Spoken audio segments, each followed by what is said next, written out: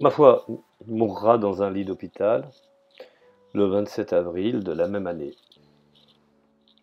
Et ses cendres seront conservées au cimetière anglais de Rome. À sa mort, Antonio Gramsci nous laisse d'innombrables écrits, à la fois bien entendu politiques et culturels.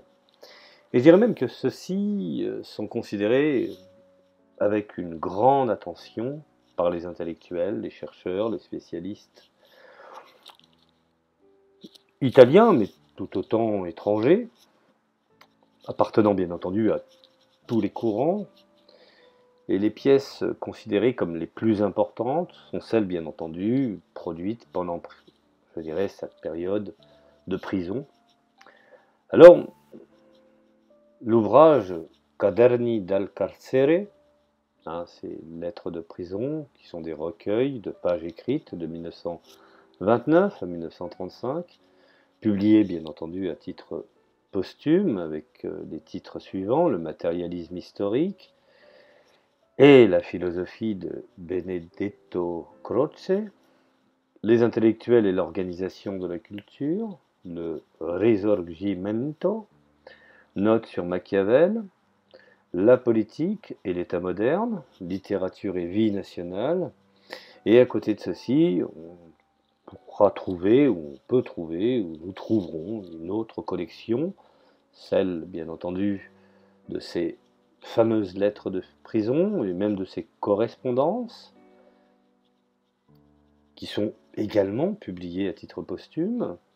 Et dans ces lettres, ses amis et à sa famille, nous pouvons, je dirais, comprendre la partie la plus privée de la pensée gramscienne, sa lutte contre le fait de sortir de prison et son désir d'être proche de sa famille. En plus de ces deux collections, on trouve une myriade d'autres écrits, des lettres de plusieurs articles de journaux et des magazines, et qui ont été méticuleusement rassemblés, republiés dans des volumes après, bien entendu, la chute du fascisme. Alors, les 33 Quaderni del Carcere, qui ne sont pas destinés à la publication par Gramsci, contiennent des réflexions et des notes rédigées pendant la détention, comme son nom l'indique, et commencées le 8 avril 1929 et sont définitivement interrompues en août 1935, en raison, bien entendu, de la gravité de l'état de santé de ce dernier. Alors, après la guerre, les Quaderni, édités par le dirigeant communiste Felice Platone, ont été publiés par l'éditeur Einaudi, avec ses lettres de prison adressées à des proches, en 6 volumes classés par des thèmes homogènes, avec les titres suivants: Le matérialisme historique et la philosophie de Benedetto Croce, en 1948, Les intellectuels et l'organisation de la culture, en 1949, le Risorgimento, en 1949, Notes sur Machiavel sur la politique et l'État moderne, en 1949, Littérature et vie nationale, en 1950, Passé et présent, en 1951. Alors, qu'est-ce qu'on pourrait dire pour synthétiser finalement un peu la pensée de Antonio Gramsci? Prenons déjà ce que j'ai expliqué précédent, l'hégémonie culturelle, donc déjà le principe hégémonique, puisque Gramsci est, on peut dire, et c'est ce qui fait sa particularité, son originalité dans le marxisme, d'y avoir apporté ce concept d'hégémonie. Alors, l'hégémonie, selon Gramsci, selon lui, et d'après ce que l'on peut comprendre, la conquête de la majorité politique d'un pays signifie que les forces sociales, qui sont, je dirais, l'expression de cette majorité, dirigent la politique de ce pays et dominent les forces, je dirais, sociales qui s'opposent à cette politique. Et cela signifie obtenir l'hégémonie. Il existe bien entendu une distinction entre direction, hégémonie intellectuelle et morale, et par voie de conséquence, domination, voire même exercice de la force répressive. Un groupe social est dominant parmi les groupes opposé étant à se liquider ou à se soumettre même avec la force armée et je dirais le chef des groupes alliés. Et alors, je dirais même qu'un groupe social peut et doit être un leader, puisque ce groupe social doit incarner une doxa, une praxis, avant même d'avoir le pouvoir gouvernemental. C'est une des conditions principales de la conquête du pouvoir lui-même. C'est ce que n'ont pas compris effectivement les Gilets jaunes. Et c'est une des raisons pourquoi, à force de ne pas comprendre, je dirais, la dynamique révolutionnaire de Gramsci, à rejeter absolument le communisme sans vraiment comprendre et en obéissant finalement au fond à ceux qui le combattent, dans les propagandes qui leur sont lancées, il s'essouffle, se fatigue et se discrédite. Alors, bien entendu, là on parle de conquête du pouvoir. Plus tard, je dirais même que Gramsci définit que quand, par exemple, les conditions principales de la conquête du pouvoir lui-même, plus tard quand, je dirais, il exerce le pouvoir, et même s'il le tient fermement, il devient dominant, mais doit continuer à être également un leader. Alors, la crise de l'hégémonie.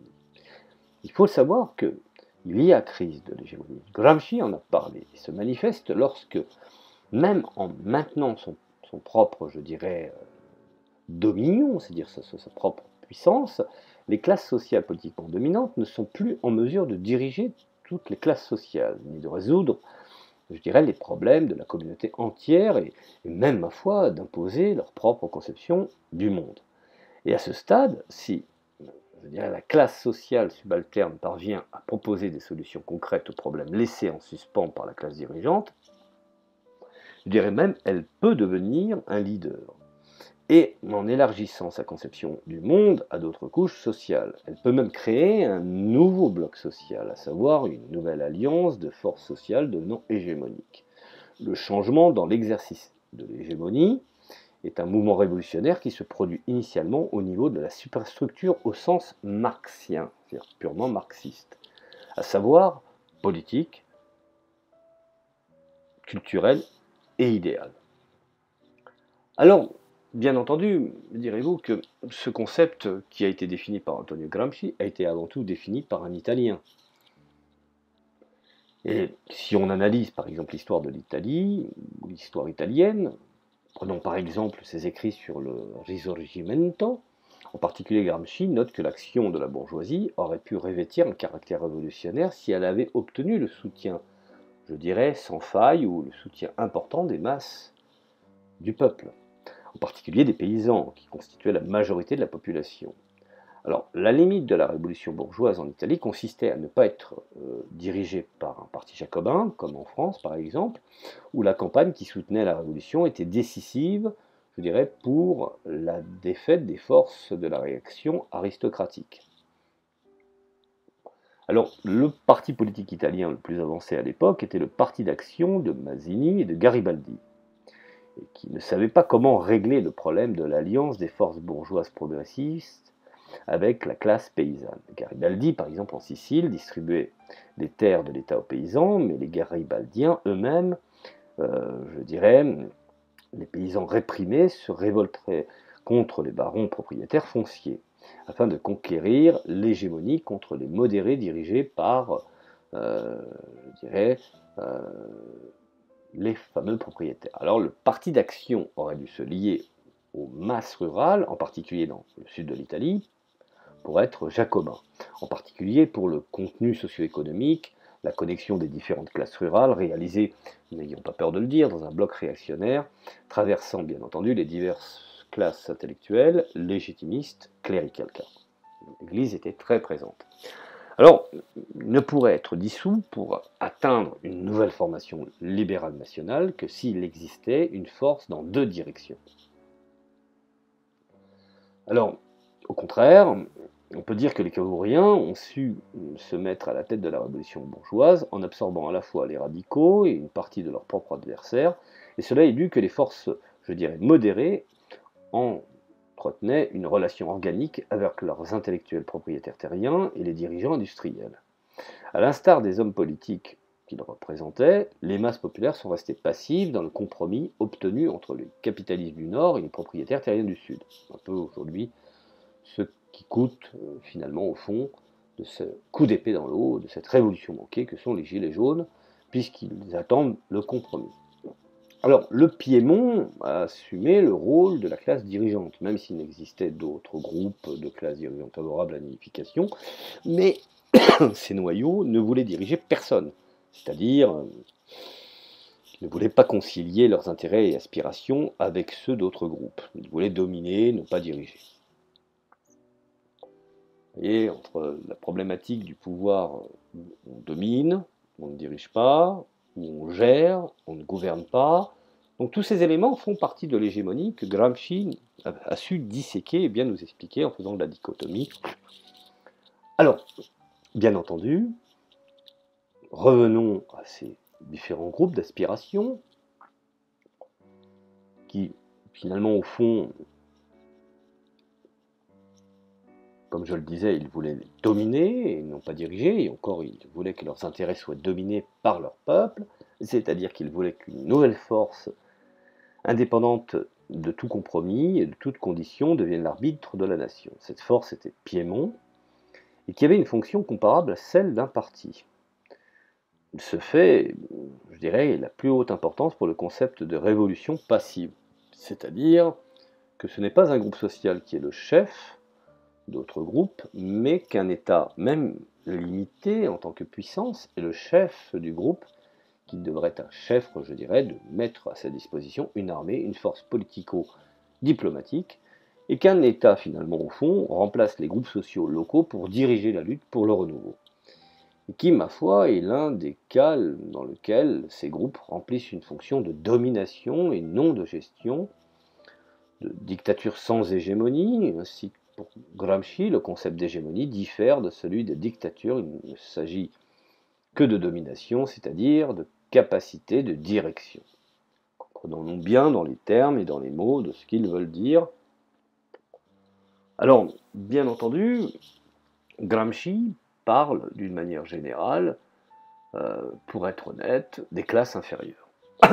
Alors, bien entendu, il définit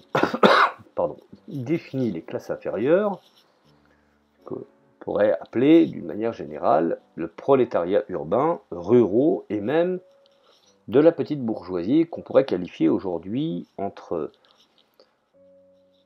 je dirais, les classes pauvres et les classes moyennes, qui finalement ne sont pas unifiées, ne s'unifient que lorsqu'elles viennent diriger l'État, sans quoi elles jouent un rôle discontinu et perturbé dans l'histoire de la société civile, des États, l'initiative des groupes dominants, même lorsqu'ils se rebellent contre eux.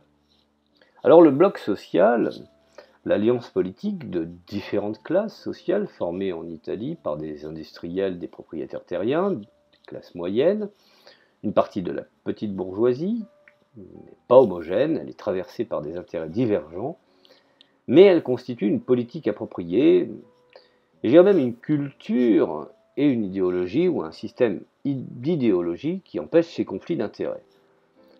Quand je parle de conflits d'intérêts, je mentionne bien des conflits permanents, même lorsqu'ils sont latents, pouvant exploser, provoquant la crise de l'idéologie dominante et la crise politique qui en résulte pour l'ensemble du système du pouvoir.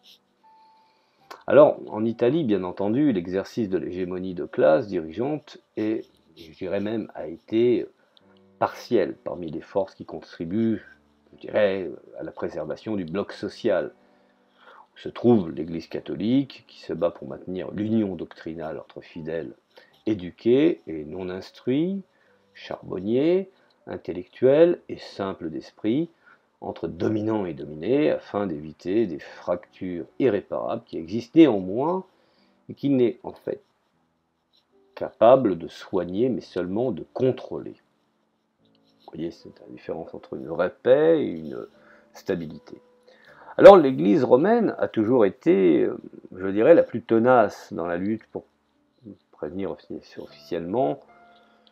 Et donc deux religions se sont formées, celle des intellectuels et celle des âmes simples.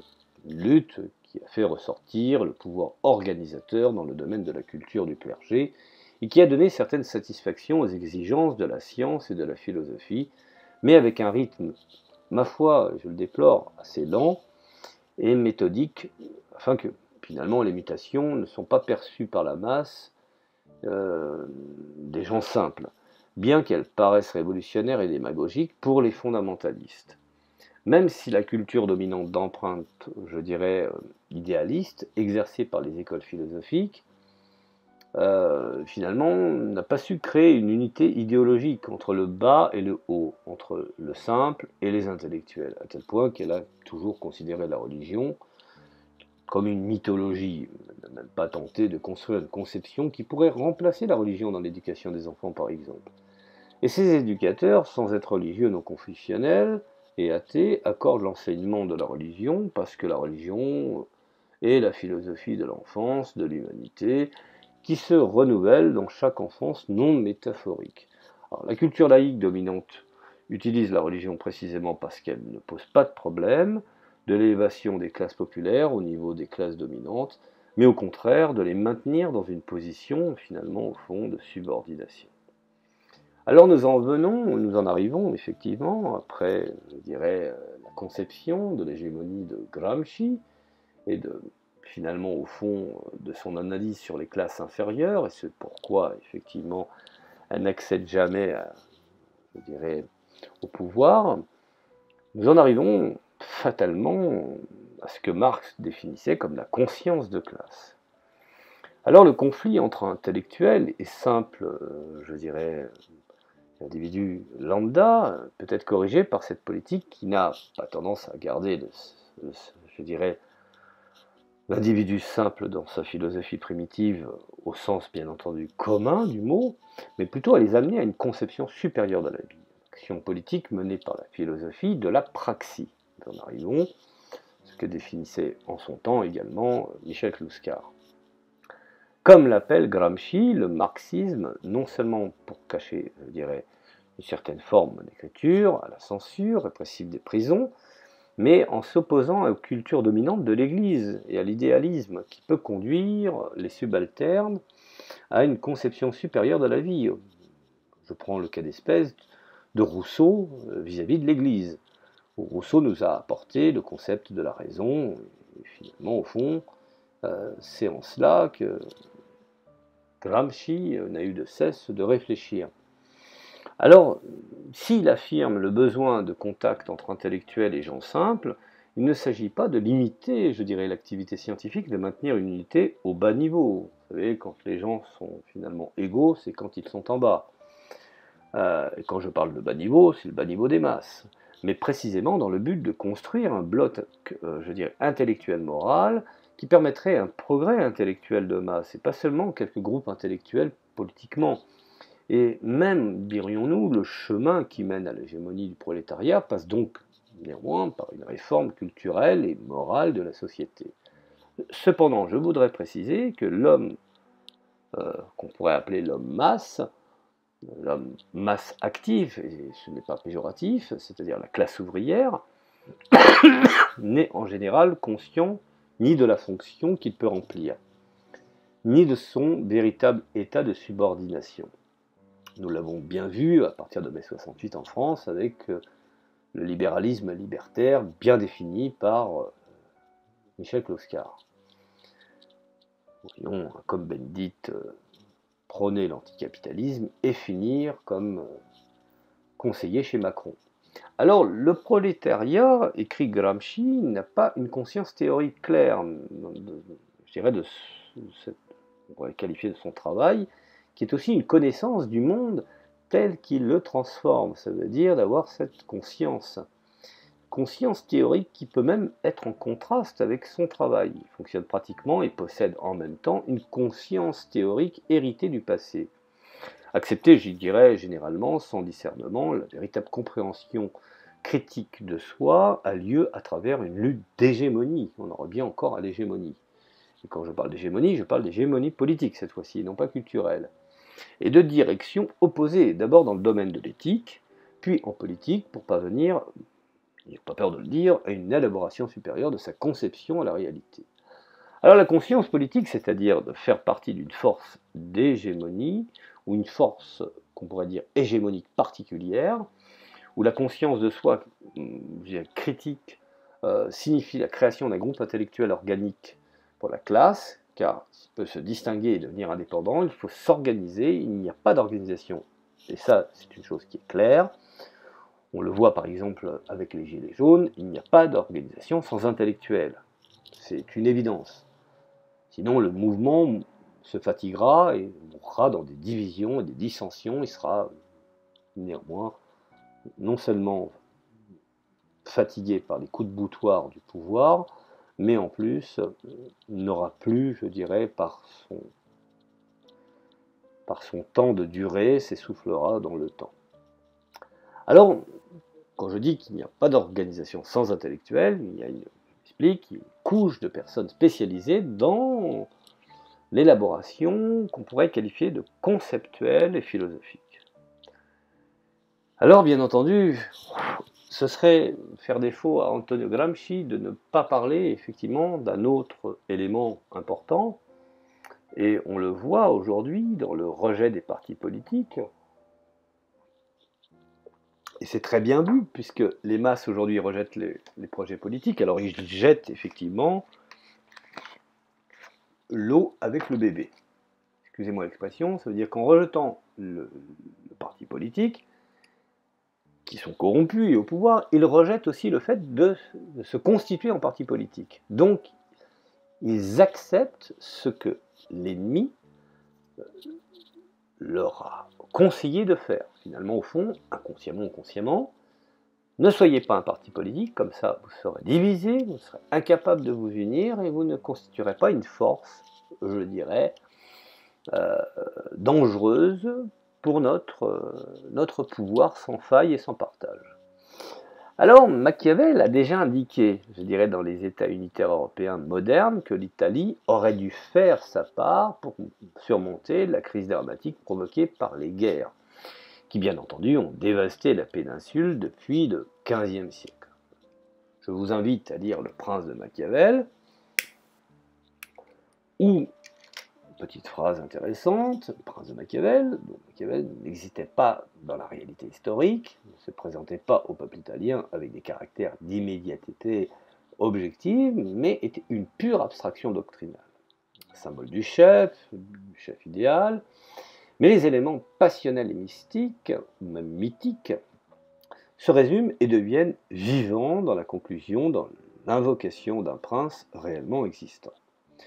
Alors en Italie, aucune monarchie absolue n'a unifié la nation, car la dissolution de la bourgeoisie communale a créé une situation interne, économique et corporative, politiquement, je dirais même la pire forme de société féodale, la moins progressiste, la plus arriérée, la plus stagnante, pour ne pas dire, a toujours échoué et non pourrait être constituée une force jacobine efficace, mais la force justement de susciter, d'organiser dans d'autres nations la volonté collective nationale populaire et de fonder des États modernes. Alors la bourgeoisie rurale, héritée du parasitisme laissé au temps moderne par la débâcle, en temps de classe de la bourgeoisie municipale, s'est opposée à cette force progressiste en Italie. Les forces progressistes sont des groupes sociaux urbains dotés d'un certain niveau de culture politique, mais la formation d'un collectif national populaire ne sera pas possible, puisque l'individualisme est passé par là. Finalement, au fond, les choses n'ont pas vraiment évolué. Ou elles se sont vraiment aggravées. Alors, si les grandes masses de paysans qui travaillent et ne pénètrent pas simultanément dans la vie politique, cela signifiait qu'il y avait à travers une réforme de la milice, ce que les Jacobins ont fait alors de la Révolution française, dans cette optique, nous devons identifier un jacobinisme précoce de Machiavel, germe plus ou moins fécond de sa conception de la Révolution nationale.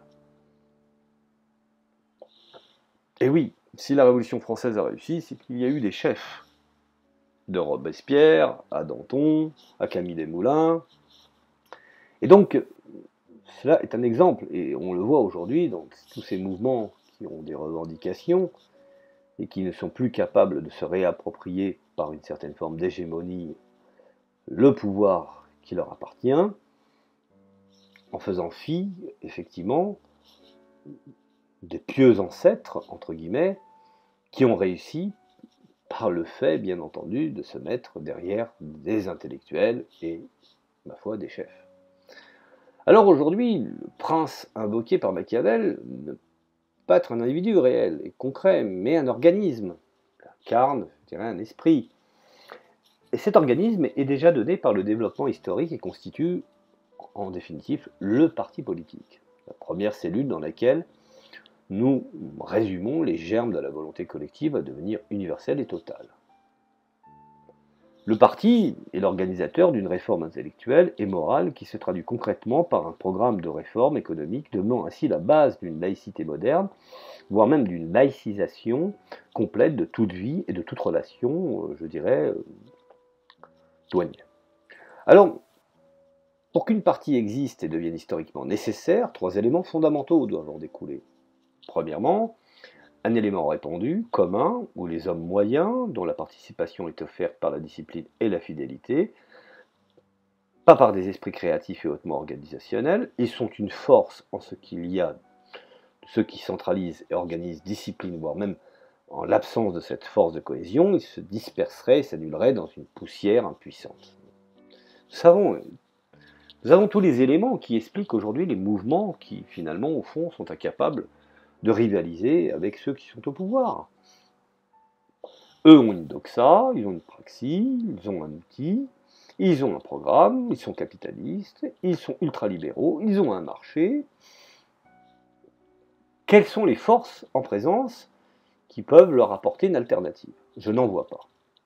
En deuxième, l'élément principal de cohésion, doté d'une force de cohésion, de centralisation et de discipline très cohésive, mais aussi qui pourrait être même pour cela de certaines, ce que j'appelle, je pourrais risquer en disant l'inventivité. Et cet élément seul ne constituerait pas un parti, mais le formerait, lui donnerait un esprit, plus que le premier élément considéré.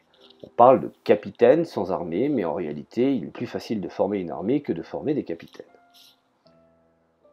En troisième, un élément moyen qui articule le premier avec le deuxième élément et les met en contact, pas seulement physique, mais moral et intellectuel. Alors nous en arrivons effectivement à ce que Gramsci était très à cheval sur la conception ou la formation des intellectuels. De tout temps, les intellectuels ont toujours été, je dirais, pas un souci, mais en tout cas un élément privilégié de tous les penseurs révolutionnaires. Pour ceux qui, bien entendu, voulaient faire aboutir leur révolution. Alors les intellectuels, je dirais pour Antonio Gramsci, tous les hommes sont des intellectuels. Mais beaucoup s'ignorent, car il n'y a pas d'activité humaine à partir de laquelle aucune intervention intellectuelle ne peut être exclue. Alors, l'homo faber ne peut être séparé de l'homo sapiens, c'est-à-dire que, car quel que soit son métier spécifique, chacun est à sa manière un philosophe, un artiste, un homme de goût. Il participe à une conception du monde, à une ligne de conduite morale consciente, mais tous les hommes n'ont pas la fonction d'intellectuel dans la société. Que les choses soient bien entendues. Et c'est en cela que finalement je suis anticapitaliste, c'est que j'estime que malheureusement dans le capitalisme, beaucoup d'individus non seulement sont désintellectualisés, mais on en fait des bêtes sauvages. C'est ce que disait Rosa Luxembourg. Quand elle disait que le capitalisme n'est que barbarie, oui, effectivement, c'est dans les sociétés capitalistes que nous trouvons énormément de lumpenprolétariat, que nous trouvons des individus sans foi ni loi, qui finalement, en étant écartés de l'éducation, de l'instruction, sont devenus des animaux avides de matériel qui leur est imposé, et sont prêts à tuer père et mère pour finalement bénéficier de ces précieux sésames qui ne sont finalement que des considérations d'œuvres construites par des individus qui, eux, par contre, veulent se garder une morale. Alors, historiquement, des catégories particulières d'intellectuels se sont formées notamment en liaison avec des groupes sociaux les plus importants et ont subissant des élaborations les plus étendues, par paliers et complexes, en relation avec le groupe social dominant. Un groupe social qui tend à l'hégémonie de lutte pour l'assimilation et la conquête idéologique intellectuelle traditionnelle, plus vite, je dirais plus efficacement, le groupe considère et traite simultanément ses intellectuels organiques. Alors, l'intellectuel traditionnel, ce qu'on pourrait définir comme l'alphabète, à contrario de l'analphabète, le philosophe, l'artiste, et par conséquent, note, je dirais, Gramsci, les journalistes qui se considèrent comme alphabètes, les philosophes, les artistes, qui se considèrent également comme de vrais intellectuels, alors que la formation technique pour former la base du nouveau type intellectuel, un constructeur, un organisateur, persuadé ou averti, n'est pas absolument le vieil orateur formé sur l'étude de la force motrice externe et momentanément des affections, agissant bien entendu sur une certaine forme de communication tout à fait creuse, agissant sur l'affectivité des masses et la passion, ce que nous avons aujourd'hui dans nos médias. Gramsci a tout dit. Maintenant, je comprends pour beaucoup pourquoi Gramsci est d'autant plus contemporain. Alors, qui doit provenir, effectivement, finalement, au fond de ce que j'ai pu expliquer, de la technique de travail à la technoscience, à la conception humaniste historique sur laquelle on reste spécialiste et on ne devient pas réalisateur. Il y a la nuance entre le sectateur et le spectateur. Bon, alors le groupe social émergent qui lutte pour conquérir l'hégémonie politique a tendance à vaincre son idéologie intellectuelle traditionnelle tout en formant ses propres intellectuels organiques. La nature organique des intellectuels se mesure par le lien plus ou moins grand avec le groupe social auquel ils se réfèrent. Ils agissent autant dans la société civile, l'ensemble des organismes privés dans lesquels les idéologies nécessaires à l'obtention, je dirais même du consentement, sont débattues, voire même diffusées. Alors apparemment, quand on donne spontanément par les grandes masses de la population au choix des groupes sociaux dominants, ainsi que dans la société politique où s'exerce, je dirais, le dominion direct ou dominant exprimé dans l'État et dans le gouvernement juridique. Alors les intellectuels sont ainsi les commandants du groupe dominant pour l'exercice des fonctions subordonnées des génomonies sociales et de gouvernement politique, c'est-à-dire du consentement spontané donné par les grandes, je dirais, masses de population au discours imprégné dans la vie sociale par le groupe fondamental dominant. Nous avons également de l'appareil de coercition de l'État qui assure juridiquement la discipline des groupes qui ne le permettent pas. De même, l'État dans la société politique tend à unifier les intellectuels traditionnels avec les intellectuels. De même, dans la société civile, le parti politique, encore plus complètement et organiquement de l'État, élabore ses propres composants, éléments d'un groupe social né et développé de manière économique, jusqu'à qu'ils deviennent des intellectuels politiques qu'on pourrait dire, tout comme on parle d'ouvriers qualifiés, on pourrait parler de politiques qualifiées, de gestionnaires, des organisateurs de toutes les activités et fonctions inhérentes, bien entendu, au développement organique d'une société civile politique intégrale. Alors, la tâche de réforme intellectuelle, pour conclure, et morale, ne peut être encore que des intellectuels organiques non cristallisés, qui vont déterminer et, je dirais, l'organiser, en adaptant la culture à ses fonctions pratiques, en réalisant une nouvelle organisation de la culture. C'est pour ça qu'aujourd'hui, on fait tout pour détruire la culture, ou pour la ridiculiser, ou en faire un substrat. Et pour Gramsci, le Parti communiste se positionne comme une synthèse active de ce processus intellectuel collectif, avant-gardiste. Les dirigeants politiques de la classe ou de classe se battront pour l'hégémonie, et le Parti communiste pour Gramsci est un intellectuel collectif, et l'intellectuel communiste est organisé pour la classe et donc pour ce collectif, car il fait partie du bloc historico-social qui doit construire le nouveau monde. Alors, je vais m'arrêter ici, mais je pense que Gramsci est un véritable puits de science en matière de réflexion de la société en mutation, Et je pense que ces travaux s'inscrivent bien dans l'actualité et les gens seraient, je dirais, serait utile pour eux, je dirais, d'y mettre, je dirais, l'accent sur ces travaux. Je pense que c'est très important de se réapproprier les travaux de Gramsci, qui, à mon sens, est un véritable visionnaire en matière de dynamique et d'organisation d'une société révolutionnaire. Voilà, je vous remercie de m'avoir écouté. J'ai été un peu long, mais malheureusement, c'est ainsi. Il est très difficile de synthétiser. Mais j'ai essayé autant que faire se peut. Et je vous dis à la prochaine chronique.